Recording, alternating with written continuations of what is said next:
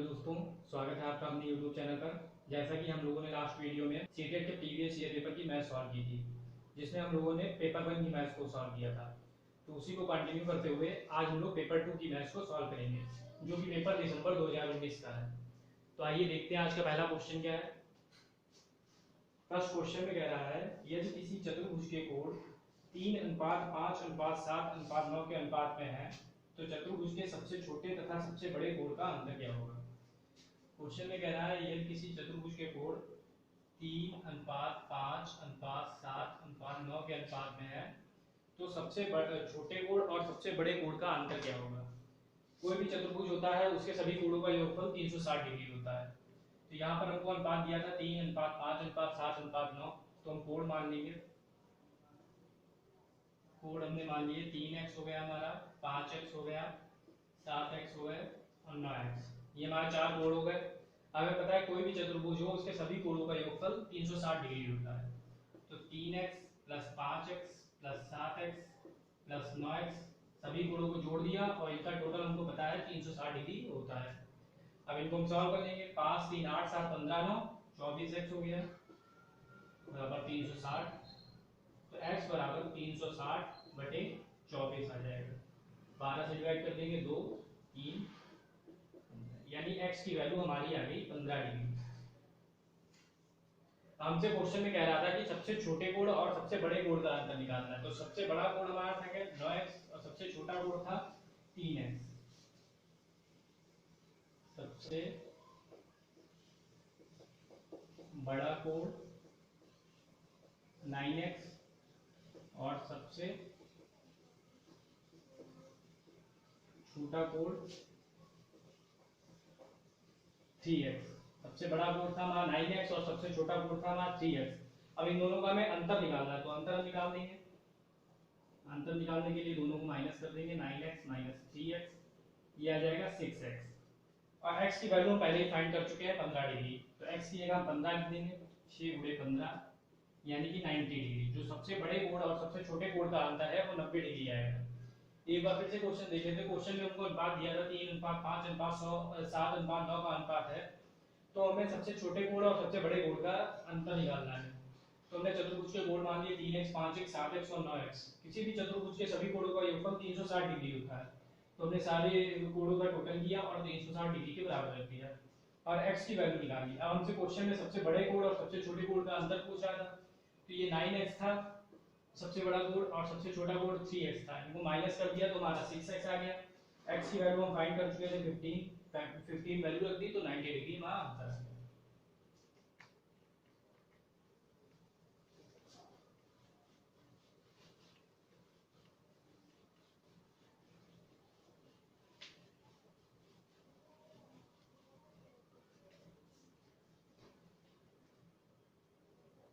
अगला क्वेश्चन देख लेते हैं। अगले क्वेश्चन में कह रहा है, सेकंड क्वेश्चन, 1710 की एक राशि a, b और c में इस प्रकार बांटी जाती है कि a का 4 गुना, b का 6 गुना तथा c का 9 गुना बराबर है। तो a और c में क्या अंतर होगा। क्वेश्चन में कह रहा है 1710 रुपए हमारे पास है, इसको हमने तीन लोगों में बांट दिया a, b और c में, जिसमें कंडीशन है कि a का 4 गुना यानी 4a, a का 4 गुना, b के 6 गुने के बराबर है, b के 6 गुने के बराबर है और ये c के 9 गुने के बराबर है। यानी a का 4 गुना, b का 6 गुना और c का 9 गुना आपस में बराबर है। तो हमको a और c का अंतर निकालना है। तो जब भी ऐसा क्वेश्चन दिया होगा, जब 4 इस टाइप से 4 = 6, b = 9c, तो यहाँ पर इसको सिंपल में समझने के लिए हम ऐसे लिख लेंगे से, जो भी a के साथ वैल्यू होगी वो अपॉन में चली जाएगी, जो b के साथ होगी वो इधर अपॉन में चली जाएगी और जो c के साथ होगी वो भी अपॉन में चली जाएगी। तो a की वैल्यू 1/4, b की 1/6 और c की 1/9। हम इनका अनुपात निकाल लेंगे। a:b:c 1:4:1:6:1:9। अब जब भी ऐसे रेशियो दिया हो तो उसको सॉल्व करने के लिए जो भी हमारा हर होता है उसका हम एलसीएम ले लेते हैं। 9 और 6 और 4 का हम एलसीएम ले लेंगे। 9 6 4 2 3 2 9 3 1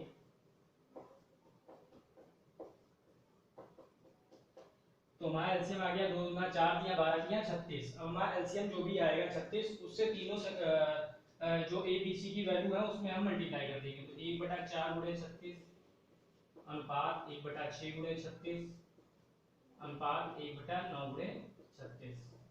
अब ये कट जाएगा, 4 से काटा ये 9, 6 से काटा तो ये 6, फिर 9 से काटा तो ये 4। तो हमारा जो अनुपात आ गया 9:6:4 आ गया। ए अनुपात बी अनुपात सी की वैल्यू हमारी आ गई 9:6:4। अब हमसे क्वेश्चन में कह रहा था कि 1710 की राशि को बांटा गया है 9:6:4 में और ए और सी का अंतर बताना है। तो अंतर ज्ञात करने के लिए सबसे पहले हमको वैल्यू पता होनी चाहिए ए बी सी की।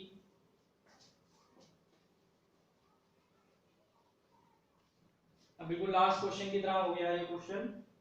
इसमें ए की वैल्यू हम मान लेते हैं 9x, बी की मान लेते हैं 6x और सी की मान लेते हैं 4x। अब ये कह रहा है 1710 की राशि थी उसे हमने इस भाग में बांटा है, तो इनका जो टोटल होगा वो 1710 के बराबर होगा। 9 6 15 4 19x हो जाएगा। 19x बराबर 1710, तो x बराबर 1710/19, ये डिवाइड कर देंगे 90 आ जाएगा। x की वैल्यू 90 आ जाएगी। अब हमसे क्वेश्चन में पूछा था a और c के भागों का अंतर क्या हुआ है। तो a का भाग है 9x, c का है 4x। तो a माइनस सी हमसे पूछा था 9x माइनस 4x, ये हो जाएगा 5x। x की वैल्यू हमको पता ही है 90 हम निकाल चुके हैं। तो 5 गुणे 90 450 रुपए, ये आ जाएगा a और c का अंतर। अगर हमसे a की वैल्यू पूछी होती तो 9x 9 गुणे 90, b की पूछी होती या c की पूछी होती हम किसी की भी निकाल सकते थे। एक बार फिर से क्वेश्चन देख लेते हैं। क्वेश्चन में कह रहा था कि 1710 की राशि को बांटा गया था जिसमें a का 4 गुना यानी 4a, b का 6 गुना यानी 6b, 9 और c का 9 गुना यानी 9c, ये आपस में बराबर हैं। तो हमें a और c का अंतर निकालना था। तो a जब भी 4a बराबर 6b बराबर 9c हो तो a की वैल्यू 1/4 हो जाएगी, b की 1/6 और c की 1/9। अब रेशियो में निकालिए a अनुपात b अनुपात 7, 1 अनुपात 4 अनुपात 1 अनुपात 6 अनुपात 1 अनुपात 9 आया। a b और c की वैल्यू हमने निकाल ली 9/6/4, एलसीएम लेके डिवाइड कर दिया, मल्टीप्लाई कर दिया सॉरी। तो a b c की हमें वैल्यू पता चल गई 9x 6x और 4x। अब हमें इसका टोटल दिया था 1710, तो हमने x की वैल्यू निकाल ली 90। उसके बाद हमसे a माइनस सी यानी a और c का अंतर पूछ रहा था, तो हमने a माइनस सी कर दिया। 9x में से 4x किया 5x, x की वैल्यू हमें 90 पता थी तो 450 हमारा आंसर हो गया।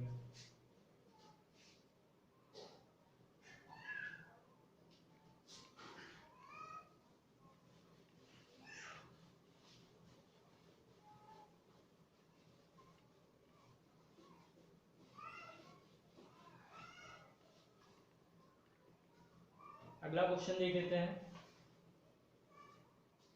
नेक्स्ट क्वेश्चन में कह रहा है कि टोकरियों ए और बी में रखे फलों की संख्या में अनुपात 7:9 है। ए और बी में जो फल रखे हैं उनमें अनुपात 7:9 है। आगे कह रहा है यदि टोकरी ए में से 6 फल निकालकर टोकरी बी में डाल दिया जाए तो यहाँ अनुपात 1:3 हो जाता है। तो ए और बी में कितने फल हैं ये क्वेश्चन में पूछ रहा है। तो यहाँ पे हमें अनुपात दिया था a अनुपात b का 7:9, तो a की वैल्यू मान सकते हैं 7x, b की मान सकते हैं 9x। आगे क्वेश्चन में कह रहा है कि अगर a में से 6 फल निकाल लिए जाएं, यानी a में से अगर 6 फल निकाल लिए जाएं और b में 6 फल डाल दिए जाएं तो ये अनुपात हो जाता है हमारा 1:3 का। क्वेश्चन में कह रहा था कि a में से 6 फल निकाले गए यानी 7x में से 6 निकाल दिया और b में वो 6 फल डाल दिए यानी 9x में 6 जोड़ दिया, तो ये अनुपात 1:3 के बराबर हो जाता है। तो ये हमारी इक्वेशन बन गई, सॉल्व कर देंगे इसे।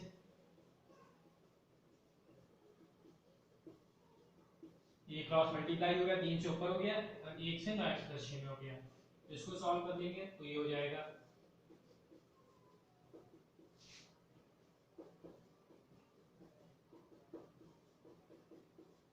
अब ये 21 में से 9 गया तो 12x बचा बराबर 24, यानी 12x बराबर 24 आया है तो x बराबर हो जाएगा 24/12, तो x बराबर 2। अब हमें x की वैल्यू पता चल गई। अब हमसे क्वेश्चन में कह रहा था कि a टोकरी और टोकरी b में मिलाकर टोटल फल कितने थे। तो टोकरी a में हमारे 7x फल थे, तो टोकरी a की जगह 7x लिख देंगे और बी में हमारे 9x थे, तो टोटल 9 7 16x हुआ। x की वैल्यू हम निकाल ही चुके हैं, दो पुट कर दी, 32 हमारा आंसर हो गया। टोकरी ए और टोकरी बी में कुल मिलाकर फल थे 32। एक बार फिर से समझ लेते हैं। क्वेश्चन में कह रहा है कि ए अनुपात बी यानी टोकरी ए और टोकरी बी में जो है 7:9 के अनुपात में फल थे। तो हमने ये मान लिया 7x ए में फल थे, बी में 9x फल थे। अब कह रहा है टोकरी ए से 6 फल निकालकर टोकरी बी में 6 फल डाल दिए गए, यानी 7x में से हमने 6 निकाल दिया और 9x में 6 जोड़ दिया, तो ये अनुपात 1:3 के बराबर हो जाता है। हमने सॉल्व कर लिया, x की वैल्यू हमारी 2 आ गई। क्वेश्चन में हमसे टोकरी में टोटल फल पूछ रहा था, तो a + b निकाल लिया, हमारा 16x हुआ। 2x की वैल्यू में 2 बता थी, पुट कर दी, तो 16 और 2 की मल्टीप्लाई हो गई, 32 हमारा आंसर हो गया।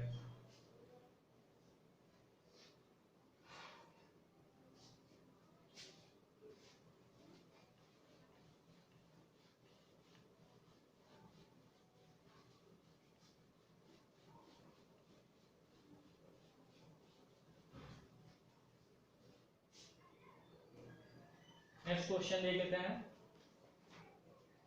अगले क्वेश्चन में कह रहा है एक घनाकार गोदाम की लंबाई, चौड़ाई और ऊंचाई 56, 42 और 10 मीटर है। इसके अंदर अधिकतम कितने घनाकार डिब्बे रखे जा सकते हैं यदि प्रत्येक डिब्बे की लंबाई 2.8 मीटर गुणे 2.5 मीटर गुणे 70 सेंटीमीटर है। तो सबसे पहले हमसे क्वेश्चन में जो दे रहा है लिख लेते हैं। क्वेश्चन में कह रहा है घनाकार गोदाम की लंबाई, तो घनाकार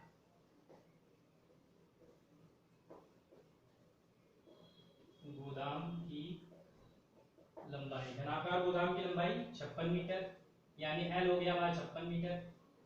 चौड़ाई हमको दी है 42 मीटर, B हमारी हो गई 42 मीटर, और H हमको दिया है 10 मीटर, ऊंचाई हमको दी है 10 मीटर। आगे क्वेश्चन में कह रहा है इसमें कितने अधिकतम घनाकार डिब्बे रखे जा सकते हैं यदि प्रत्येक डिब्बे की विमा जो है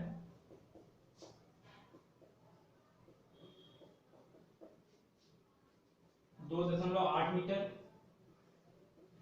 गुणे 2.5 मीटर गुणे 70 सेंटीमीटर।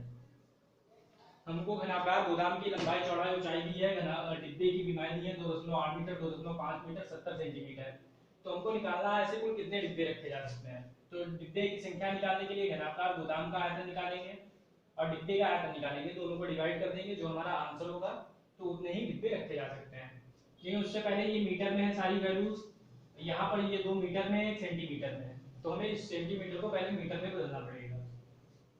तो 1 सेंटीमीटर में होते हैं 1/100 मीटर, इसलिए 70 सेंटीमीटर में हो जाएगा 70/100 मीटर, तो ये हो जाएगा 0.7 मीटर।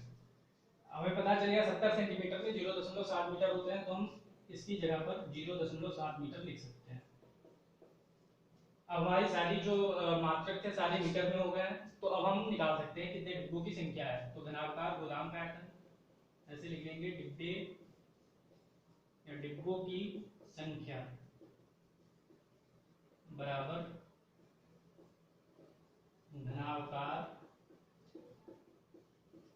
गोदाम का आयतन बटे डिब्बे का आयतन।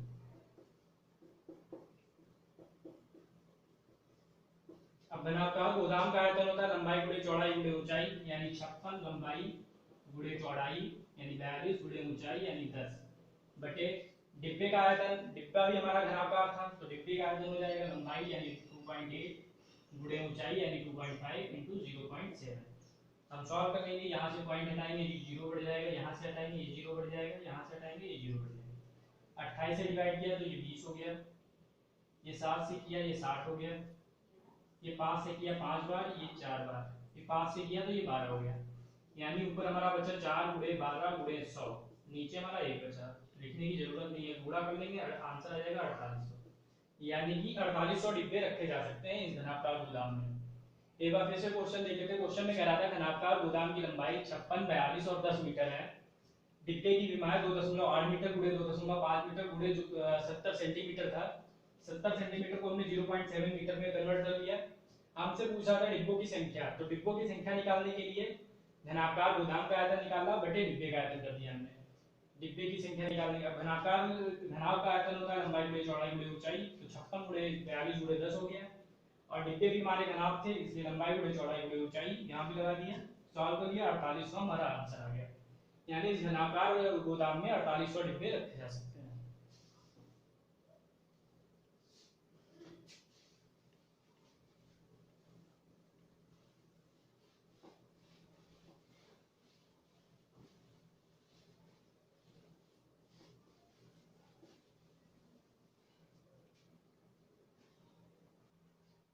नेक्स्ट क्वेश्चन देख लेते हैं, फिफ्थ क्वेश्चन।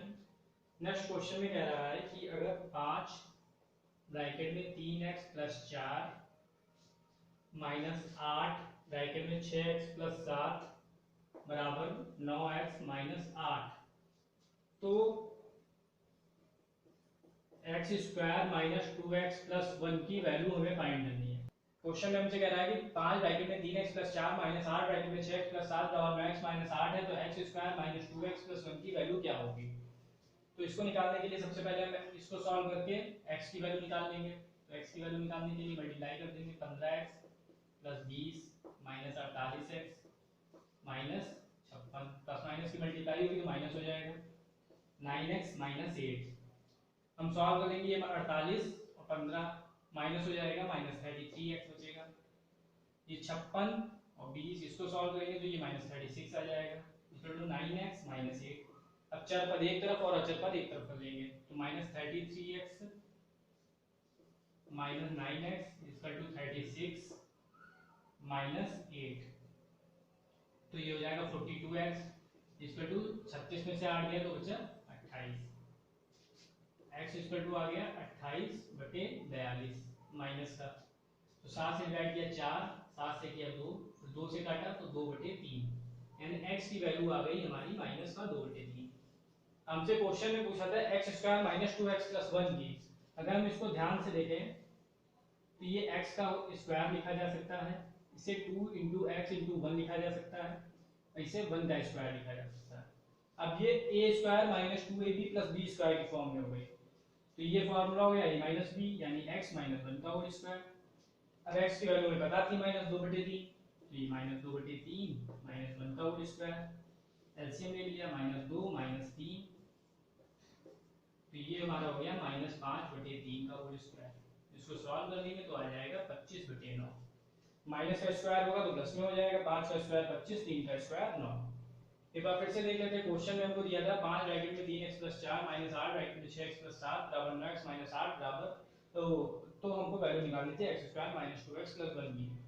तो हमने इसको सॉल्व करके इक्वेशन को सबसे पहले x की वैल्यू निकाली माइनस 2 बटे 3, तो हमने देखा x square minus 2x plus 1 ये फार्मूला बन रहा था x माइनस 1 का होल स्क्वायर, तो हमने फार्मूला बना लिया और x की वैल्यू को पुट कर दिया, आंसर हमारा आ गया 25 बटे 9।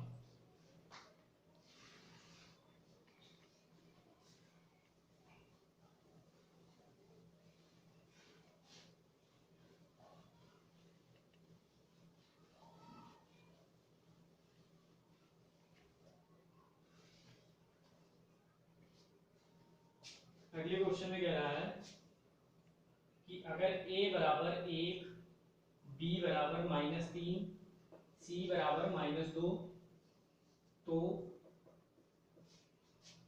a ब्रैकेट में a plus B square plus c plus B square bracket में a square plus B square plus c square minus c bracket में a प्लस बी स्क्वायर की वैल्यू निकालनी है। इस क्वेश्चन में हमें a b c की वैल्यू दी है और हमें इक्वेशन की वैल्यू निकालनी है, तो इसको निकालने के लिए सबसे पहले हम इक्वेशन नोट कर लेते हैं और सारी a b c की हर जगह वैल्यू पुट कर देंगे, सॉल्व कर लेंगे, हमारा आंसर आ जाएगा।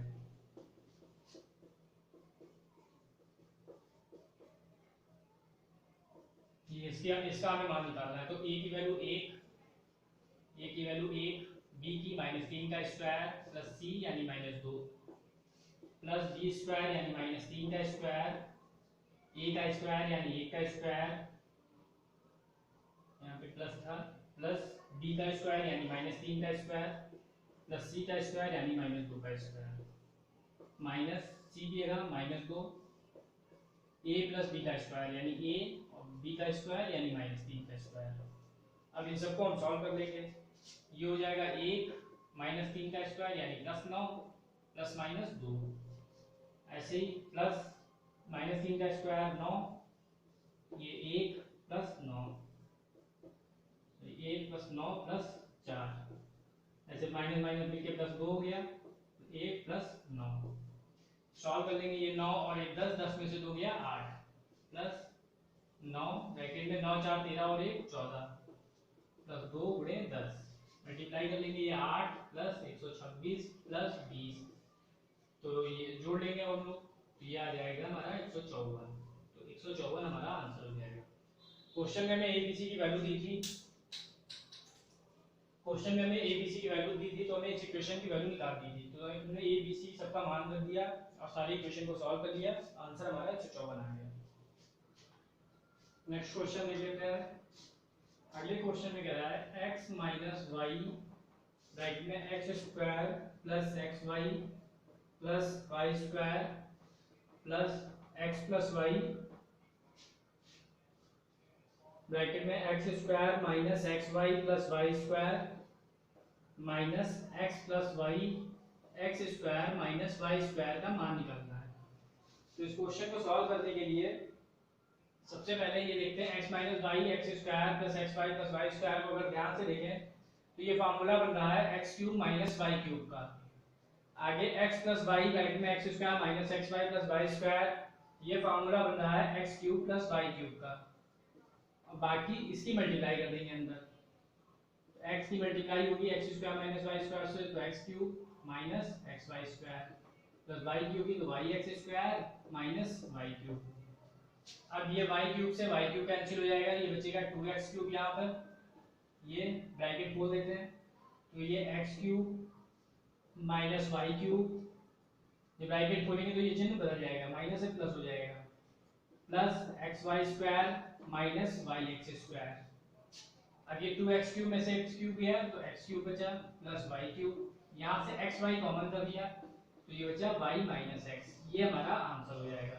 एक बार फिर से देख लेते हैं, क्वेश्चन में ये दिया था हमको, तो x माइनस वाई ब्रैकेट में X square plus Y X Y plus Y square plus X plus Y bracket में X square minus X Y plus Y square, इसको सॉल्व किया तो ये देखा x cube minus Y cube का formula बन रहा है, ये x cube plus Y cube का बन रहा है, इसकी मल्टीप्लाई कर दी, सॉल्व कर लिया, एक्स वाई कॉमन कर लिया यहाँ से, तो y माइनस एक्स बचा है, ये हमारा आंसर आ गया।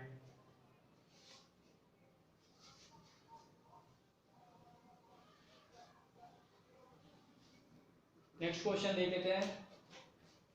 अगले क्वेश्चन में कह रहा है यदि 21 168 बराबर 2 की घात a गुणे 3 की घात b गुणे 7 की घात c, तो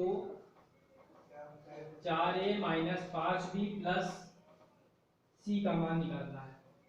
तो इस क्वेश्चन को सॉल्व करने के लिए जैसे हमको इधर लिखा है 2 की घात a गुणे 3 की घात b गुणे 7 की घात c, तो 21 168 को भी हमें इसी फॉर्म में चेंज करना पड़ेगा। तो 21 168 के गुणनखंड कर लेते हैं 2 से,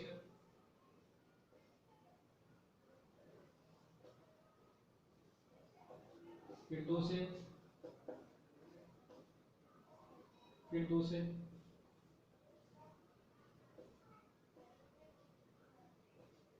फिर 3 से जाएगा, 3 चौको 12 बचा 1, 3 चौको 12 3 एकम 3, फिर 3 से 3 एकम 3, 3 चौको 12 3 7 21, फिर 3 से 3 चौको 12 बचा 2, 3 नाम 27, 7 से 7।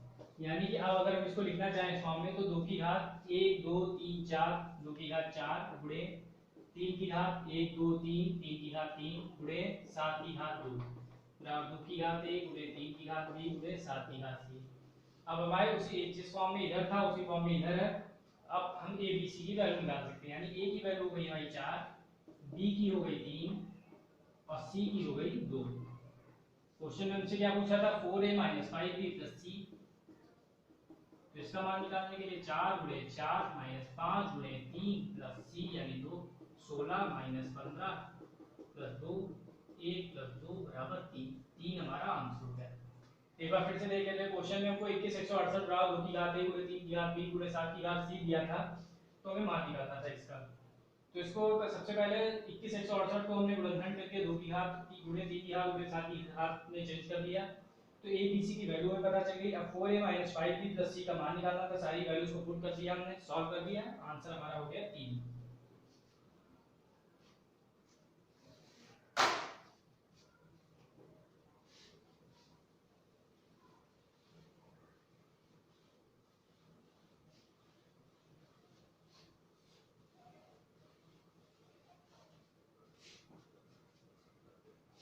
नेक्स्ट क्वेश्चन देख लेते हैं। अगले क्वेश्चन में कह रहा है कि माना कि x एक बार सबसे छोटी संख्या है जिसे 8, 12, 20, 28, 35 से भाग दिया जाए तो प्रत्येक दशा में 5 शेष रहता है, तो x के अंकों का योग क्या होगा। यानी कि क्वेश्चन में हमसे कह रहा है कि ये 8, 12, 20, 28, 35 से भाग देने पर किसी संख्या को शेष पर हमेशा 5 आता है, तो जो संख्या है उसके अंकों का योग क्या होगा। तो जब भी ऐसा क्वेश्चन होगा सबसे पहले हम एलसीएम निकालेंगे।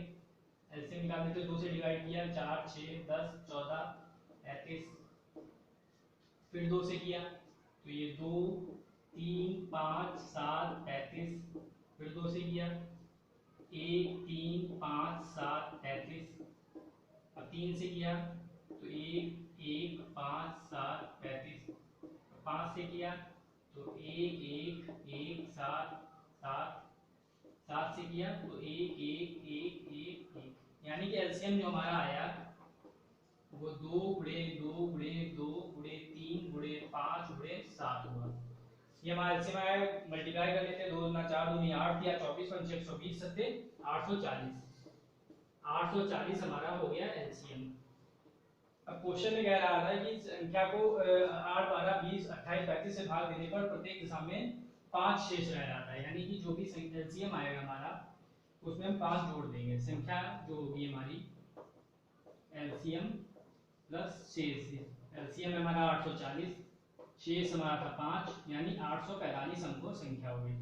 अब क्वेश्चन में हमसे संख्या के अंकों का योग पूछा था, संख्या के अंकों का योग यानी कि 8 प्लस 4 प्लस 5, 8, 4, 12, 5, 17, ये हो गया हमारा संख्या के अंकों का योग, 17 हमारा आंसर हो गया। एक बार फिर से देख लेते हैं। क्वेश्चन में हमसे कह रहा था 8, 12, 20, 28, 35 से किसी संख्या को भाग देने पर प्रत्येक दशा में 5 शेष बचता था, तो संख्या के अंकों का योग क्या होगा। तो हमने एलसीएम निकाल लिया, एलसीएम हमारा 840 आ गया, शेष हमारा जितना बचा था 5 शेष बचा था, तो एलसीएम में हमने 5 जोड़ दिया तो हमारी संख्या आ गई 845।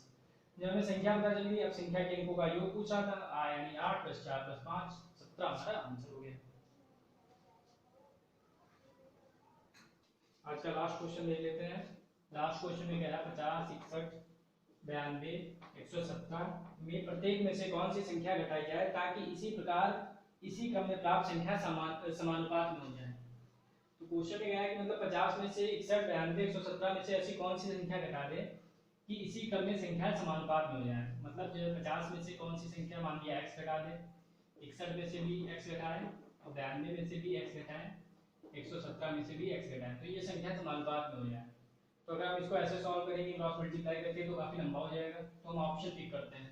पहला ऑप्शन हमको दिया था 11, यानी 50 - 11, अगर x की जगह 11 है, 61 - 11 बराबर 92 - 11, 117 - 11, तो ये बचा 12 में 2 में से 1 गया 1, 9 में से 1 गया 8, 81, 117 में से 11 गया तो 106, इधर 50 में से 11 गया 39, इधर 61 में से 11 गया 50, तो ये समानुपात में नहीं है, यानी कि ये हमारा गलत हो गया।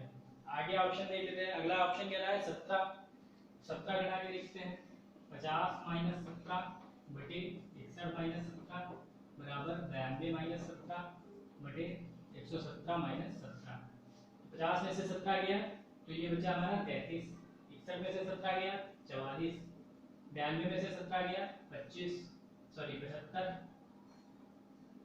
और 117 में से 17 गया 100। अब क्या होगा, हम इसे 11 दिया गया 11 चक्कू 44 यानी 3/4, 25 से किया 25 दिया 75, 25 चक्कू 100 यानी 3/4। देखिए ये सेटिस्फाई कर रहा है, हमारी संख्या समानुपात में है, तो हमारी जो x की वैल्यू होगी वो 17 होगी। 17 हमारा ऑप्शन हो जाएगा। एक बार फिर से देख लेते हैं। क्वेश्चन में कह रहा था 50, 61, 92, 117 में से कौन सी संख्या घटाई जाए कि संख्या समानुपात में हो जाए। तो हमने यहाँ पे मान लिया, सबसे पहले ऑप्शन पहला उठाया 11 से हमारा सेटिस्फाई नहीं हो रहा था, संख्या समानुपात में नहीं थी, फिर हमने 17 उठाया, 17 से हमारे संख्या समानुपात में हो गई, तो यानी कि 17 हमारा आंसर हो जाएगा। तो फ्रेंड्स, बचे हुए क्वेश्चन नेक्स्ट वीडियो में, और आपको आज की वीडियो कैसी लगी ये हमें कमेंट बॉक्स में जरूर बताएं।